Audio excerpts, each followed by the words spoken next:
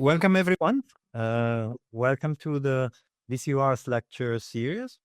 My name is Marco Bruno. I am a faculty in the MFA in Doha, and it's a pleasure to introduce our speaker tonight, which is my colleague in the MFA department, Giovanni Innella, which will present his exciting practice to us. So, first few notes before we start about the way that this lecture will take place. So, Giovanni, I will introduce Giovanni, and Giovanni will present his work for about 30-40 minutes, and then we will have some time for Q&A at the end of the session. You will be able to write your questions either in the chat directly or in the Q&A section below in the chat, and we will hopefully have an interesting discussion at the end of the talk. So, as I said, Giovanni is my colleague in the MFA, and he's Italian as much as I am. So, and we are also coming from the same city, from Torino. So we have a lot of things in common. I will not reveal everything, so I will just stick to the necessary information. So Giovanni Innella is a designer, researcher, and curator whose career spans academia, professional practice, and curatorial work. He was trained at the Polytechnic of Torino and at the Design Academy of Eindhoven in the Netherlands, where he honed his approach to interdisciplinary design before earning his PhD at Northumbria University in the UK. Giovanni has curated and participated in numerous international exhibitions, including those at the Droog Gallery in Amsterdam, the Triennale of Milano, and the Biennale of Urbanism and Architecture in Shenzhen. His projects are part of a prestigious collection such as the Design Museum Den Bosch and the Centre des Arts Plastiques in Paris. In addition to his creative practice, Giovanni writes and publishes in both academia and in academic and non-academic context, contributing to critical discourse in design and culture. He has held faculty position at Chiba University in Japan, Tokyo Metropolitan University, also in Japan, and the School of the Art Institute in Chicago. Currently, he is an associate professor at VCUarts. Giovanni is also the co-editor of the book Design for the Unthinkable World, published by Routledge. So, Giovanni, welcome to the VCUarts Qatar lecture, and please go ahead. The floor is yours. Thank you, Marco, for the introduction. Maybe the only thing that I would add is that this year I was the coach of the basketball team of VCU Qatar, and we got to beat the Hoyas, Georgetown, and Wildcats, Northwestern. And I know that the ones that we got here is not the same as the ones that you got in the US, but they bleed the same way. They cry the same way. So we have to congratulate our few male basketball players that we have here for that. All that said, I think I will share my slides if you guys allow me to, and start with going through some of the work. This time I'm gonna present some work that I don't always present. Oddly enough, the few times that I present it, it's with an American audience. Last time was in Chicago. I saw that among the guests there are some from the School of the Art Institute, so it might look familiar to some of them, although it is different from the one that I gave. And it starts very brutally with some design work. I would say conventional design work that I've done in the past. This is it's called dowry. It's a set of 24 dishes that is it reinterprets the tradition of dowry. So when a couple gets married, the parents of normally the bride in Italy, in southern Italy, they gift these 24 dishes that are normally just very expensive dishes that sit in your cabinet because they're too expensive. So in this version, instead, they have the form of a vase and they can be placed anywhere in the house. Rolling Stones is another project that I've done a few years ago. It's a marble table, and as you can imagine, marble tables have this little issue of being extremely heavy.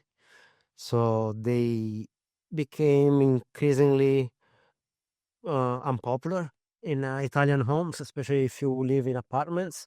But this one has one particularity: it sits on indeed Rolling Stones.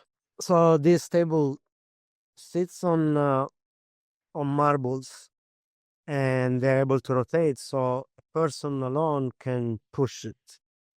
That's my brother right there, few years ago. Um, More recently, I have been a resident of this new space in the Himalayas, a place that has been funded and run by Priti Rao, ex-IDO, among other things. Here I produced a table that is also made of marble, but because it's made of marble slabs that you normally use for skirtings, it's fairly light and easier to assemble also in a remote place like the Himalayas. Um, I've been promised I will get better pictures soon. So for now, I make do with these.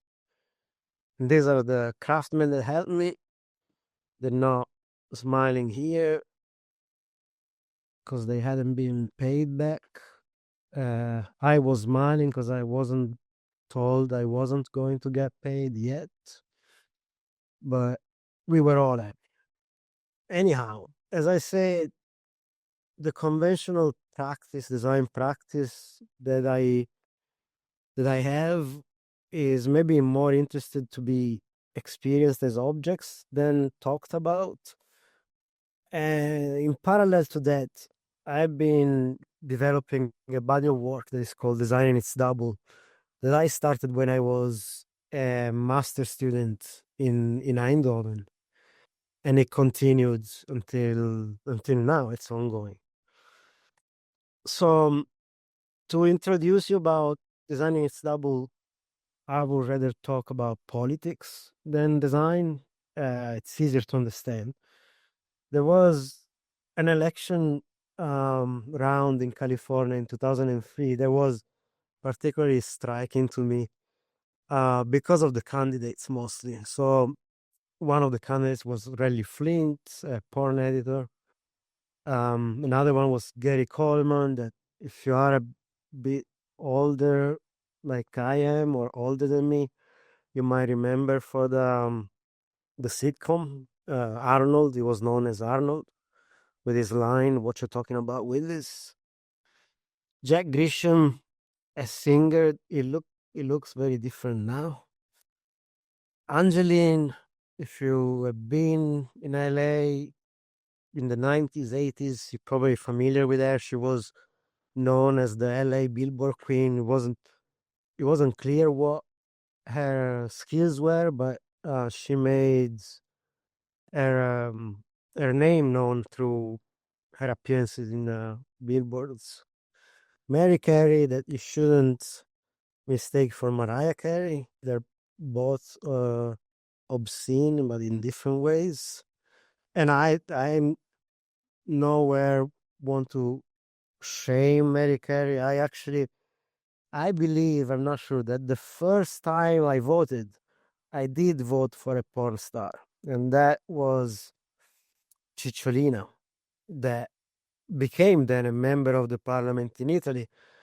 Um, and I have to say, I don't regret it because she was questionable, but she fought some right fights, I believe, for women's rights, abortion, divorce, HIV awareness, and so on. So I'm not expressing any judgment here. And finally, Californians elected Terminator as their governor. So what's striking here is that they were all characters coming from the world of media that made their breakthrough the real world, politics. Of course, I mean, I mentioned these, but I could mention the ones of the Italian politics. It would be the same. I could have mentioned Reagan, just to say another one.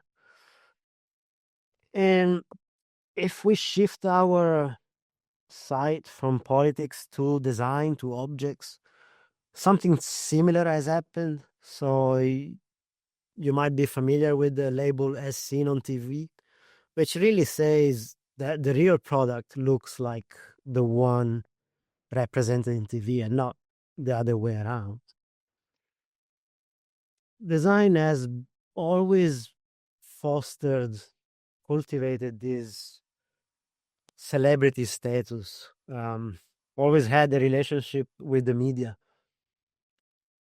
Raymond Loewy, who was unarguably a great industrial designer, was also the first designer to appear on Time magazine. These, you might recognize some of these fellas, Charles Eames, Bertoia, Sarinen, Nelson. They were in this spread, which was on Playboy magazine, so not an architecture magazine. And of course, we could have long conversations about design being depicted as a bunch of middle-aged white men. That would probably deserve another lecture. For now, what I wanted to focus on is the shift that design has operated from being a very tangible profession in the real world to being a topic, a subject of the media. Philip Stark had his own show on BBC, a reality show a few years ago.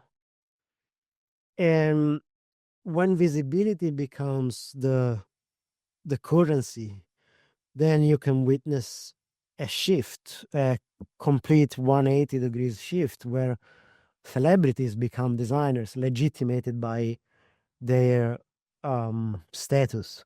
So there's Brad Pitt, that most people don't know, but he is also a designer, or at least he designed few products. The one on the top right is a bathtub for 2 people, not an ashtray. It's a bathtub. And here's a bunch of others. Pharrell Williams, now the creative director for Louis Vuitton, he also had his own furniture line. Vanilla Ice, lighting. He established his own lighting company. I think, questionable taste. Lenny Kravitz, he designed few pieces for Cartel, besides having his stuff for another brand. Cindy Crawford has been running her Cindy Crawford home line for more than a decade now. So, as a student at Design Academy, I wanted to really explore this realm of representation of design. I was intrigued by the fact that the objects that we would celebrate, the design icons of that time, were more popular on magazines than people's homes. And in the pictures, they always looked beautiful. One object I was particularly obsessed with was the La Chaise of Eames, Charles and Ray Eames, because I had never seen one at the time. And when I would look online, this is 15 years ago, or perhaps a bit more, it was always depicted from one angle. Now it's easier to find other images. So when I had one in my hands, I took it to the photo studio and I tried to depict it in all the possible ways. I was fascinated by the fact that it didn't particularly look appealing to me from some angles. I also had a bit of an obsession with looking at chairs from the bottom, because when I was a student of industrial design, I was trained that's the idea of a chair. So if you look at the back or the bottom, you can understand how it was built, and you can see a lot of information about who manufactured it, when, and how. But I was at the same time bothered by photography.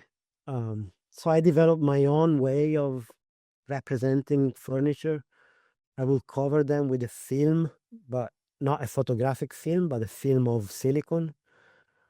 And then I will spread this film flat, so that there was not anymore a hierarchy. There was no top and bottom, back and front. Everything was visible at the same time. There were no hidden parts. This is a chair, the Gio Colombo Universale chair, that also was presented to us as an example of great design in my undergrad. That's how it will look after that's how my representation of it will look. And the fact that this beautiful object will look kind of ugly was also amusing me somehow. It reminded me of the ugly pictures of the beautiful people. You might be familiar with the pictures that Beyonce tried to make disappear. They were taken during a Super Bowl show that she gave. These are Angelina and Brad Pitt, of course, just walking out of the bathtub, I guess. And that was 2008. When I moved to Japan, 2015, I had the chance of having a solo show in a gallery in 2017. And in Japan, design was less about the unique pieces and the limited edition. It was much more proletarian, if you like, of democratic, maybe. Muji was a bit the face of that type of design. And these appliances designed by Naoto Fukasawa were very popular on magazines as well, on catalogs, magazines, as well as people home. So I have a bit of a a bit of a fetish for getting design objects. So I would obviously collect them, not use them, and I put them through my process of silicone skinning, and that's how they looked. They kind of looked like creatures of some sort, animals. And they were spread on the walls of the gallery. That was just one component of this exhibition, and I'm not gonna go through all the other pieces, but one, which is this one, is called Design Loop. I can show it to you in a video.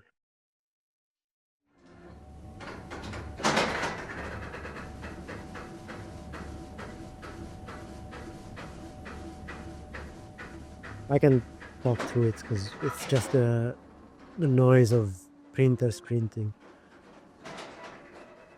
So what this exhibition does is, this installation is taking sheet of papers and letting them go through these printers that are like a waterfall. And the printers are controlled by one computer that takes images from the design media outlet and sends them to the printers to print. So what you are left with, because they pass through several printers, you're left with a mashup, with a collage of images. That's how the installation will look.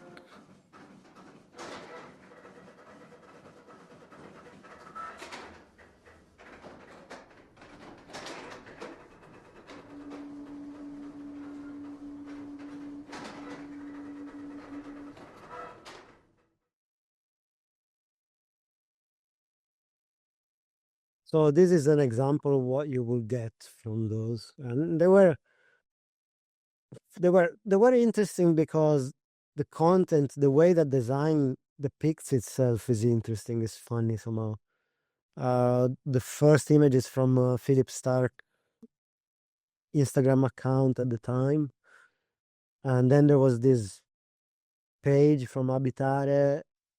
It's a review of a truffle slicer, um, which seems a parody of design.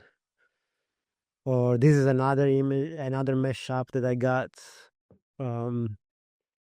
with Karim Rashid. Favorite things. The first his first favorite thing is his daughter, but and number 6 is eyeglasses. So daughter should be careful. All these amuse me all the time. It has amused me. The rhetoric that design has built for talking about itself has amused me ever since I started paying attention to it. In 2011, with my, at the time, very close collaborator, Agata Jaworska, with whom we curated a few exhibitions, we worked on design tunes that I'm going to show you in a second.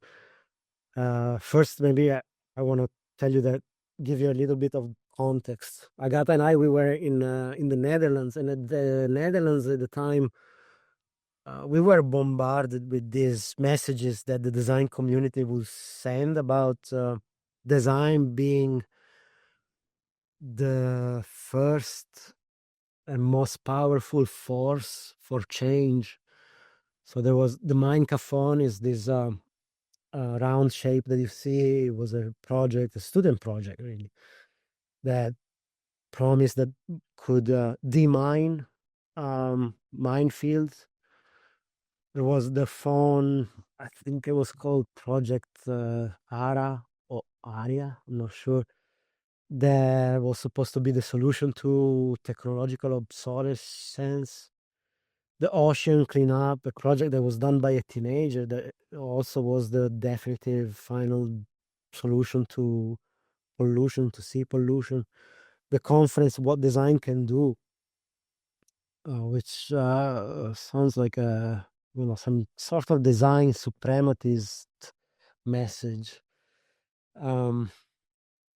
So we started sampling interviews of authoritative people in the design world. So Paolo Antonelli being one, Bruce Mao, Lieder, Cortalis Roster, and turned those excerpts into music.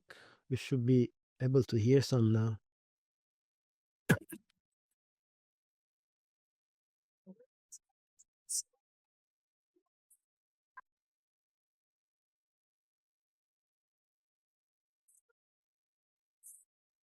I'm not gonna play the whole thing. It's great music though, because we commission actual music producers to do them. Should have at least another one. Oh, we missed it. Let's see if it's playing now.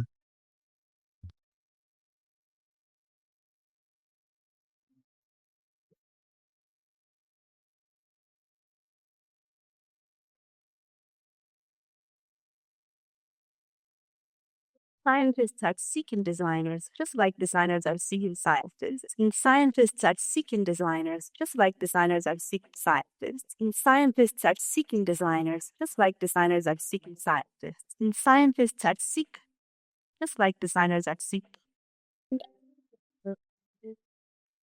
And move on. That's fantastic. This isn't brilliant. I said, that's design. This is fantastic. This isn't brilliant. This is fantastic.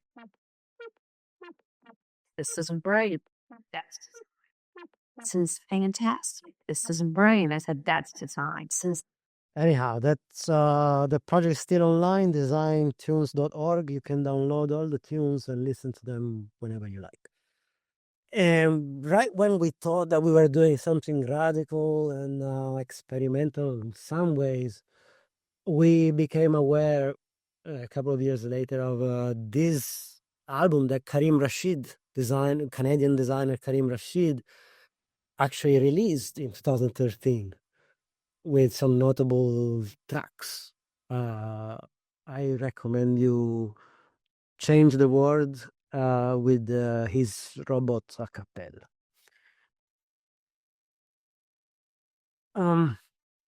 But of course, the rhetoric of design was not the only thing that I wanted to uncover. There is something else that was concerning the economy of design that I think was worth exposing. So this is a project that starts with a commission from the Triennale Museum in Italy, the Design Museum in Milan. They had this exhibition that they do every 3 years.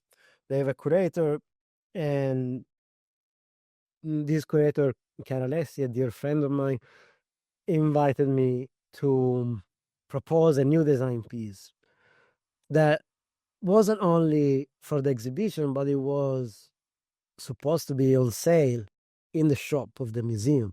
So apparently it was an opportunity for me to make some money. But the deal was not as profitable as it first seemed. I had to cover the production, the transportation. They would keep 45% of the sale price. And of course, I had to pay the taxes. So I made a quick calculation. And if I were to design something for $100, I'll be left with $8 or €8 in that case. So, when you grow older, you kind of, or at least that happened to me, I started taking pleasure at making spreadsheets. I make them colorful and beautiful. And this one was particularly beautiful. In fact, it became the product. The product was a scarf, a silk scarf that costed $100 or something like that, and would make me $8. The costs were all broken down on the scarf itself. It was a spreadsheet after all. So economy was definitely a topic that I was interested in exploring through design. But at some point you also have to move away from design itself. You cannot always stay in this self-referential narration.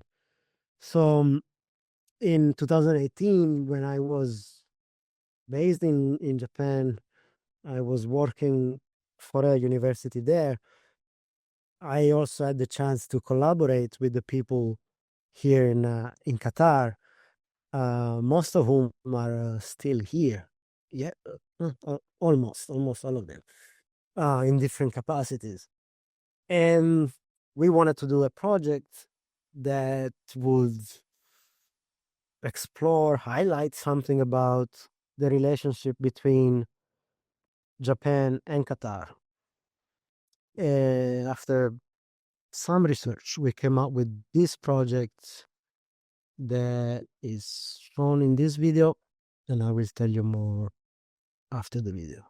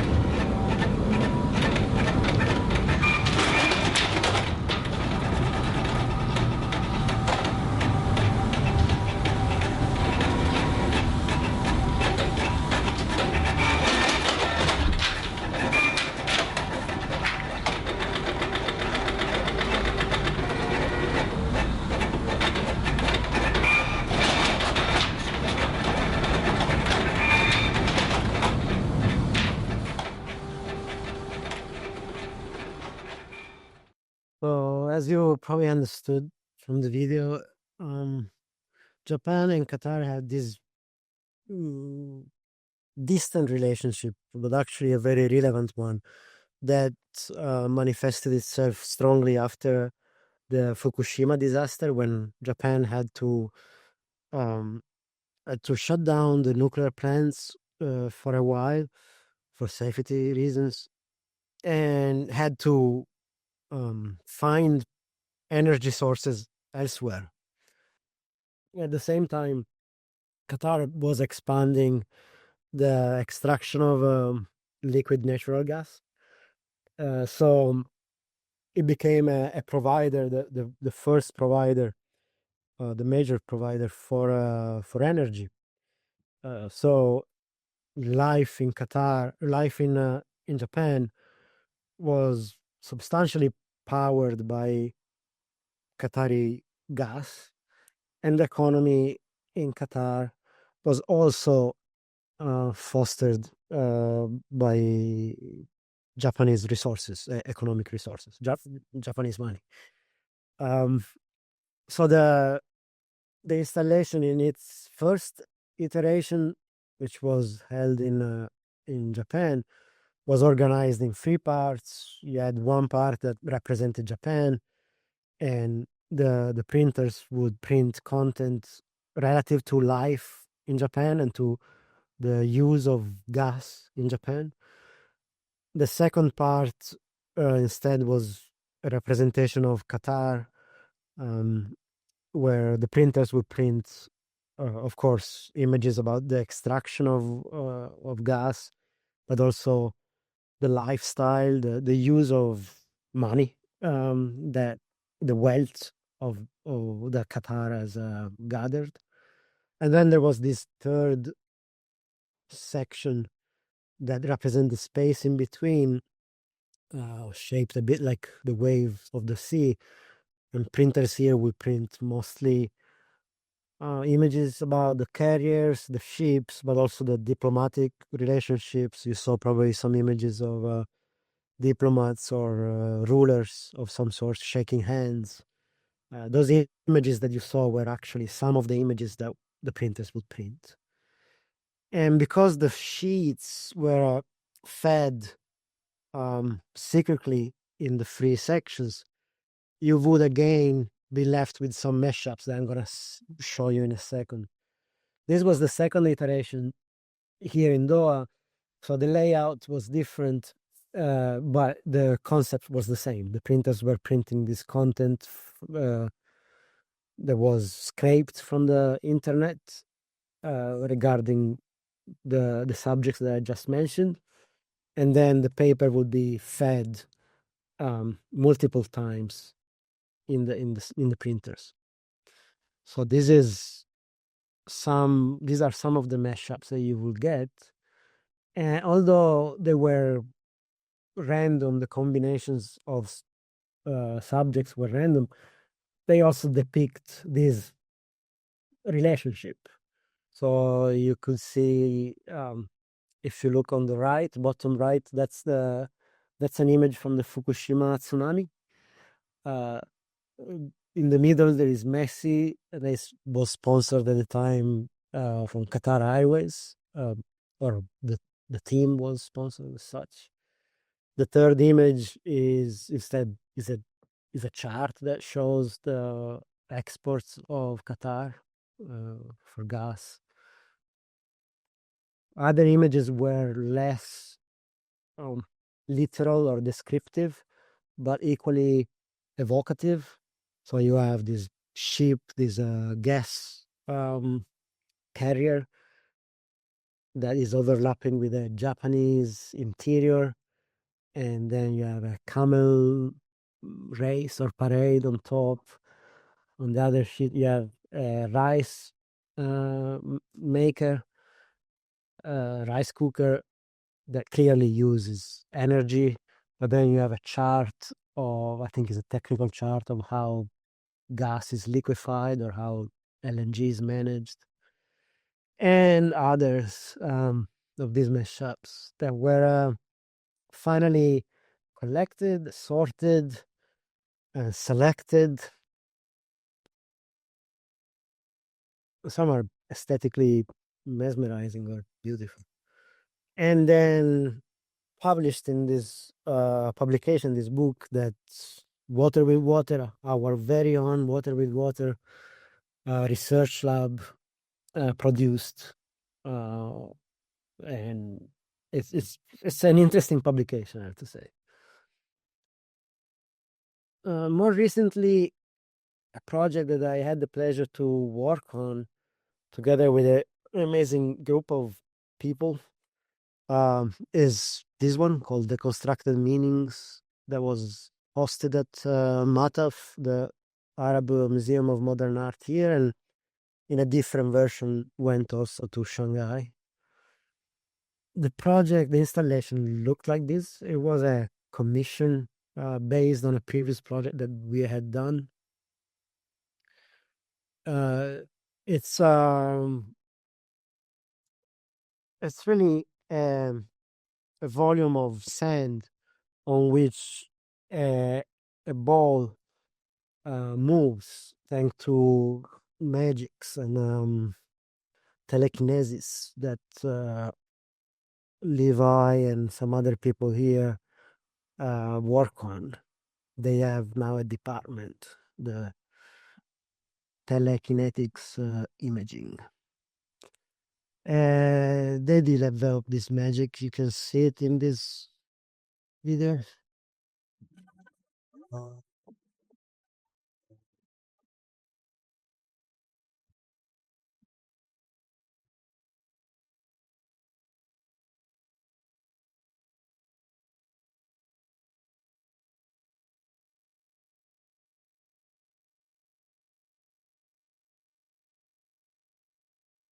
You saw in the video me talking. I had no idea what I was talking about.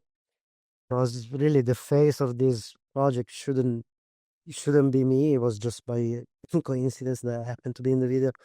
But Hala, Saja, Levi, George, and Mariam, they are really the people that made this happen. So what this machine writes are messages beautifully rendered graphically by Mariam Halomide. And these messages are a mashup of English and Arabic based on the perception that Westerners have of Arab people and vice versa as well. So, for example, these say we write backwards, which is an ironic way to refer to the right to left Arabic writing, which is backwards only to someone who comes from a left to right writing. Otherwise, the perception is flipped, of course. It was, I think, displaying 7 different graphics. The one on top says, what does it, Middle Western to who, I think? Because, of course, Middle Eastern to who? Of course, the Middle East is a term that is Eurocentric. The second one, say, Egypt and Sudan, because most people don't know that actually Sudan has more pyramids than Egypt, but our perception in the Western world is that pyramids are exclusive to Egypt. This will be the last project I show you today. It's not an easy project to really show because it's an exhibition that I created and it's also a publication. And neither an exhibition nor a publication are easy to show in a presentation. It's a project I work on with Craig and Paul.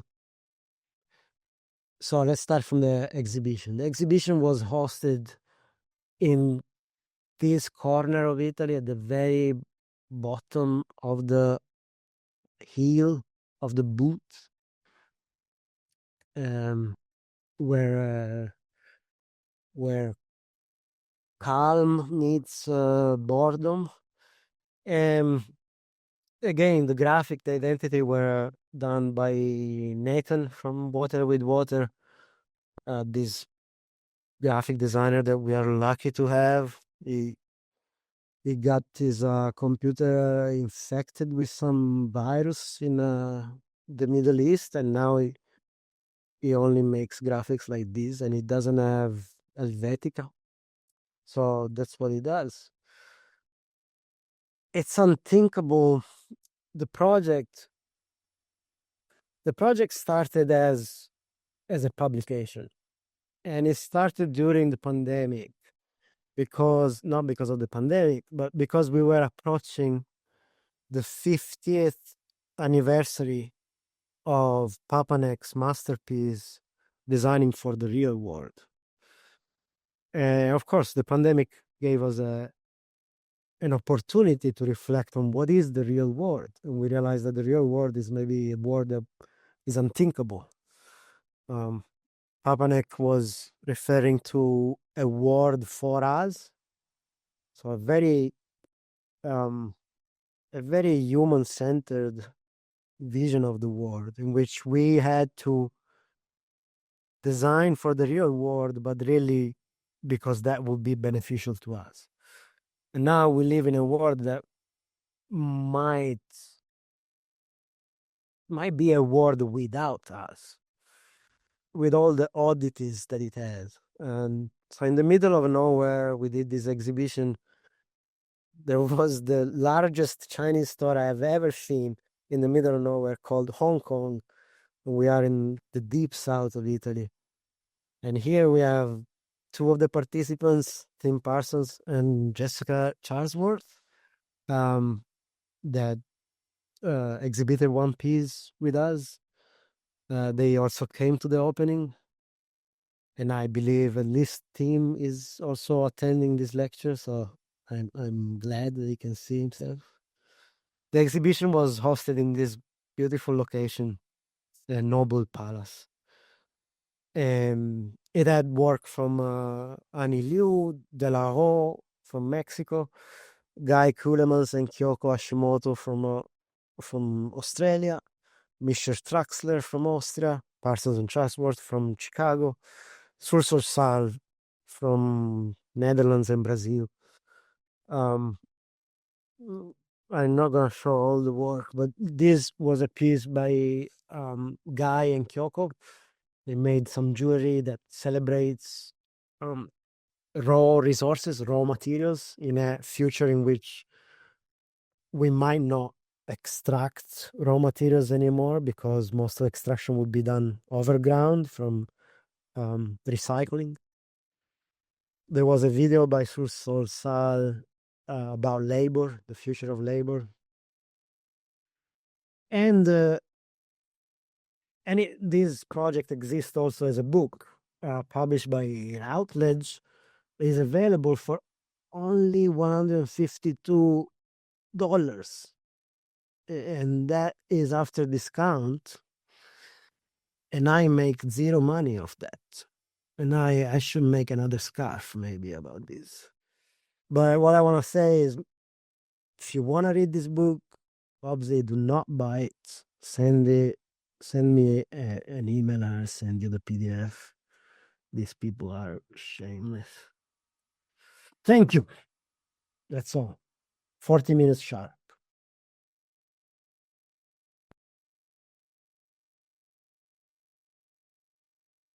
Thank you very much, Giovanni, for the fantastic lecture. So, yeah, I think now we have some time left for question and also for other people to intervene. So we can wait for a question, but I know that people are usually very shy in the beginning. So I have I have a question and I prepare. So you can choose between envelope number 1, envelope number 2, and envelope number 3. And then according to your choice, I will ask you a question. Oh, I had to choose 1, 2, or Yeah. 3? Yes.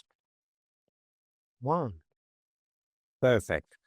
I know that you are a big fan of ChatGPT, and you basically use it from the grocery to the grant writing, so for everything inside. So I can see that in your practice you're already using, let's say, not artificial intelligence, but kind of sources that are coming from the internet and that are kind of mediated through your projects. So how do you see your practice being affected by a massive use of AI in the future? Do you think it will be affected, or how it will be affected, and how do you think your project will change? Yeah, I'm not too concerned about. I tend to get concerned about things after they happen. um, I think that to some extent, ChatGPT does what Excel or 3D modeling software did so far, right? Like you give some commands, it executes. And obviously, with artificial intelligence, there is a certain level of intelligence or autonomy from the machine. But ultimately, I think you find yourself giving more and more detailed instructions to get what you want, really. Or at least that's my experience. Or what you envision.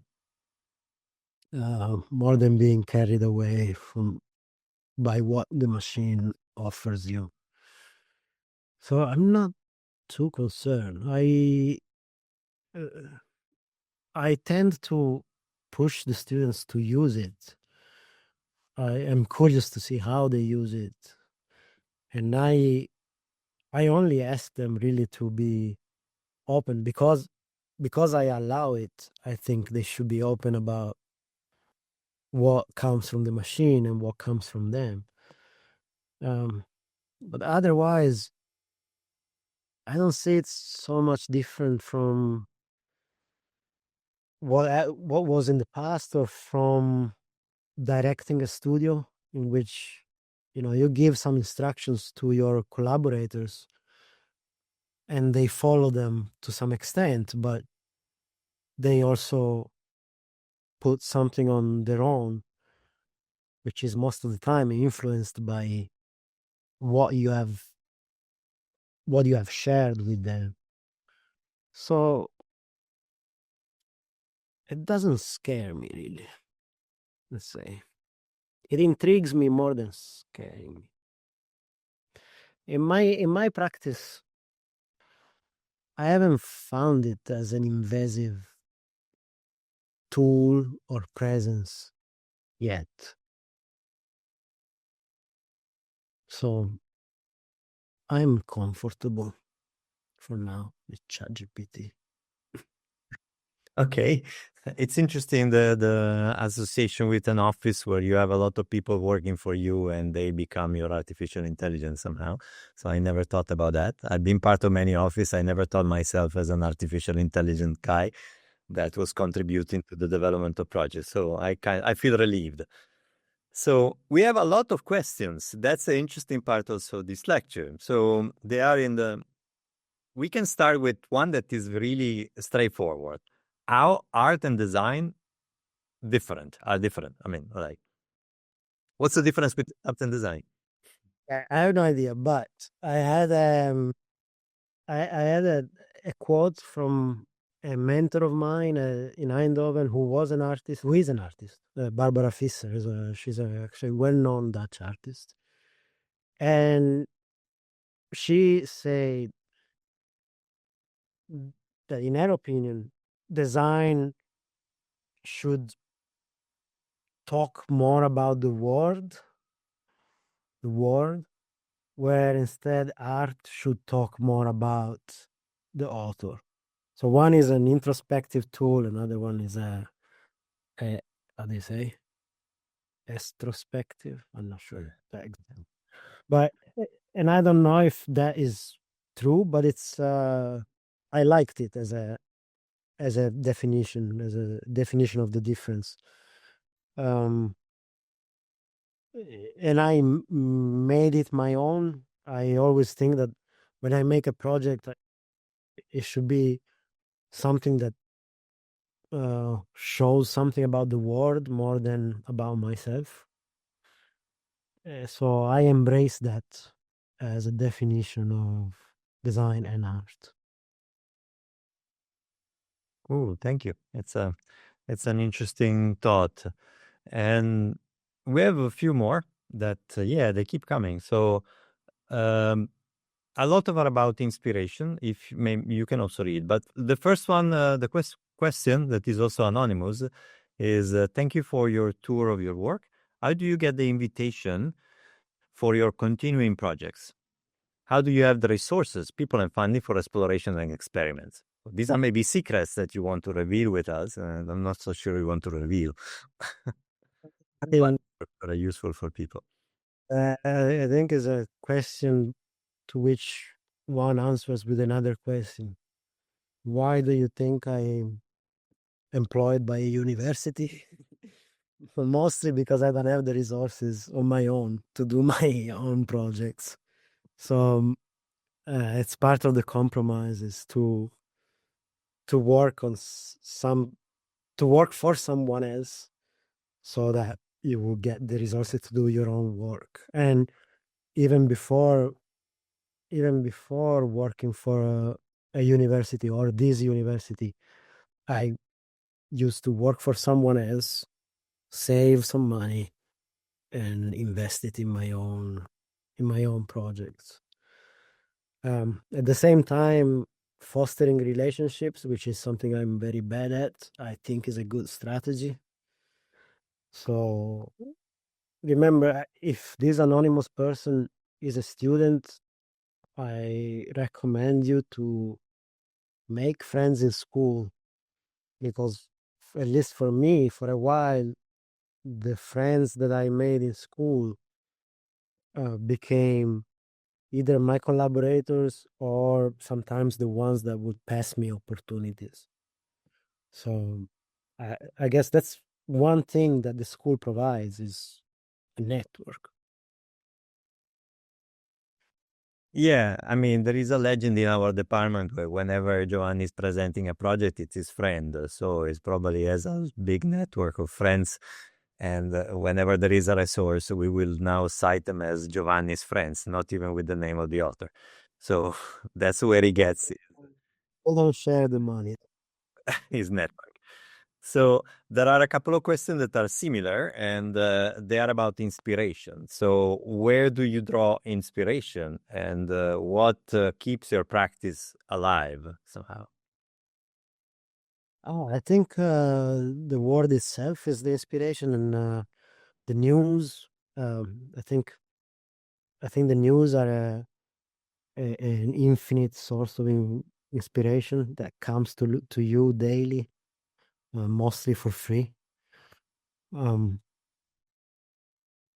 Yeah, the conversations that you have with other people. There isn't a blog or a website where I draw my inspirations. It's just the world we live in, I guess. Mm.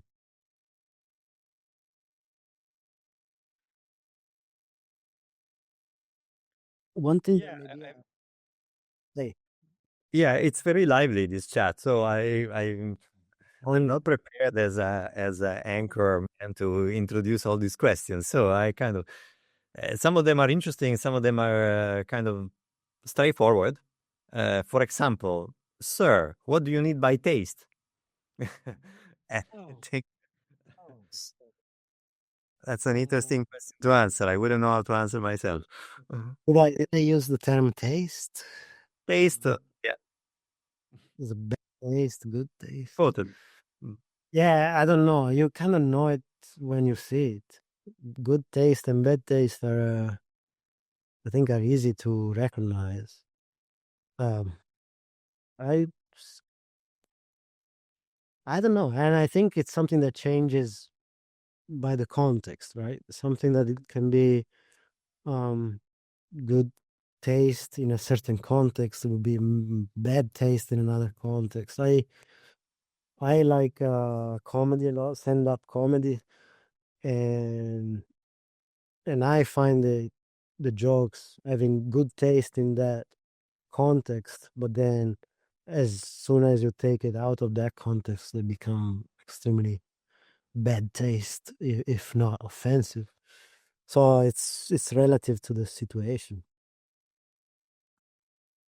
Yeah, there is an interesting debate about that. So, is taste indoctrinated or intrinsic? So, is taste something that you learn from your family environment, from your education, and so on, or is something that it's part of your personality?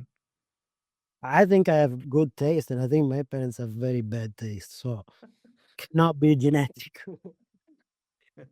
uh, no, I don't know, and I think it's interesting. Maybe I'm thinking of the difference between design and architecture, right? Because you are an architect, and I think with design we are allowed it to make things of bad taste because you just need to be an educated consumer not to buy it. But as an architect, you can't really make things of bad taste because architecture is imposed, right? I don't choose what skyscraper is out there. Someone else decides for me. So I rely on the good taste of the architect and the policymakers, of course, as a citizen. But as a consumer, I rely on my good taste, not necessarily on the designer's good taste, because I can choose, I have options. So maybe these free us as designers from Right. having to have good taste, and it pushes the responsibility on you architects. All right. So I have good taste, and then you are allowed to have bad taste. So that's what my takeaway from this. So there is also a very straightforward question that would be interesting. What books do you recommend? What is a book that you think probably in design kind of speaks about things that you find interesting, intriguing, inspiring, and so on? Well, probably not design books. Yeah, I don't know. I always find it weird to recommend books because it sounds very elitarian, and then you try to give these suggestions of intelligent books. And there are some that I would suggest, like I think Timothy Morton is a writer that now is relevant. Oh, what should we read? What am I reading lately? I'm not reading anything, actually, anything in English, first of all. I don't know, Marco. Do you have a book? Because you actually recommend me books sometimes that are actually good. At the moment, I wouldn't know. My recommendation probably I'm more connected to the architecture world. I wouldn't know. No, but it's not true. But when you recommend me books, there are books that are not discipline specific. Like lately, you mentioned one that sparked my curiosity about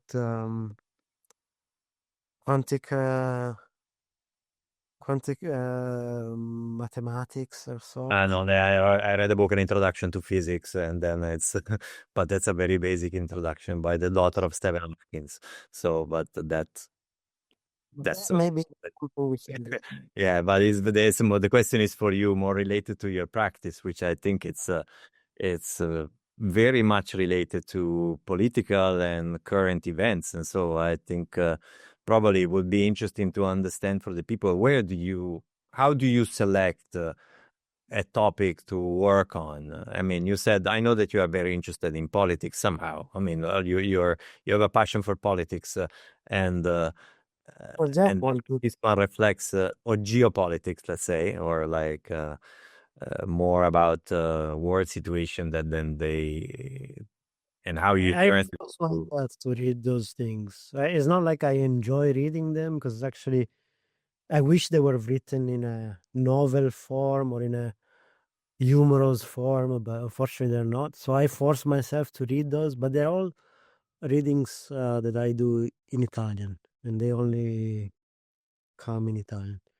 But yeah, I would say things that are related to geopolitics or to power shifts, to things that are changing in the world are relevant, and they automatically draw imagination because they make you think about possible futures. So in that sense, they're probably useful to spark your imagination, to foster your imagination. Right. We are almost, I mean, we are past, I think, the hour, but they told us that we can continue. So I will just try to find a way to kind of tie the things together. And there are a couple of other questions that are also interesting. And one is connected to politics somehow, and about the cost of design. So I can try to summarize this question, but it's about the fact that design has this impression of being something very exclusive. So that objects or products of design, they tend to be exclusive. So there is a sentence here that, do you think the design industry is heading towards an economic crisis? It's becoming increasingly exclusive, catering only to those who can afford it. So what do you think about it? I mean, I know that we are Italian. We come from a very complex design culture where there were people that were really against this system of making the design exclusive, but then in the end they ended up making it even more exclusive by pretending that was not exclusive. So what do you think about it? Like, it's IKEA the solution, or there is something? I mean, there is also something outside of the design industry altogether. So if you look at craft um, or if we talk about furniture, about vintage furniture, or just old furniture, I think you can find some examples of affordable, nice products. The second-hand market, I think, in general, is something one should always look, because it just allows you to buy things that once were expensive for a fraction of the cost. So often I found myself buying second-hand furniture because I could buy it for cheap, things that otherwise I couldn't afford. And for clothing too. But yeah, the design industry also, I'm not sure what it is. The product industry is definitely not expensive, rather the opposite. Is disposable and affordable. And among those products, there are many good products that are just not from known brands, or they don't bear the signature of important designers, but it's a bit up to the customer to recognize good products, I guess.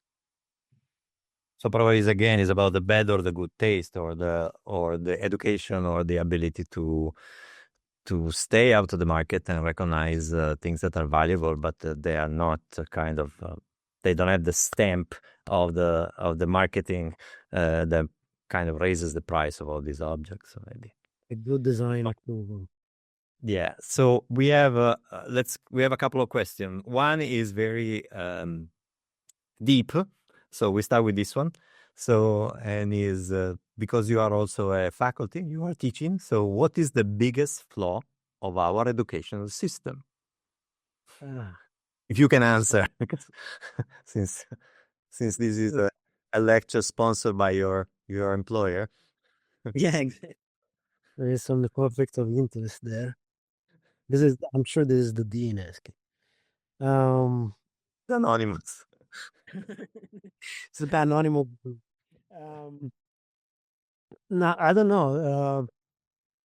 Well, definitely this customer culture that has been growing in the design, in the education in general, it's probably damaging the customers themselves, so the students more than anything. So that this idea that the school that the school has to be satisfying somehow. I think the school provides a service, and the satisfaction should be independent from it. I I think I had teachers that were very at the time somewhat unpleasant, and now I feel like they were maybe the most valuable teachers. And in the way the system developed, I don't know if they would have survived this educational context. More in general, maybe a flaw is this idea that the teachers possess some sort of truth that needs to be passed on, especially in times like these ones where things are changing so rapidly. I feel like I don't have much to teach.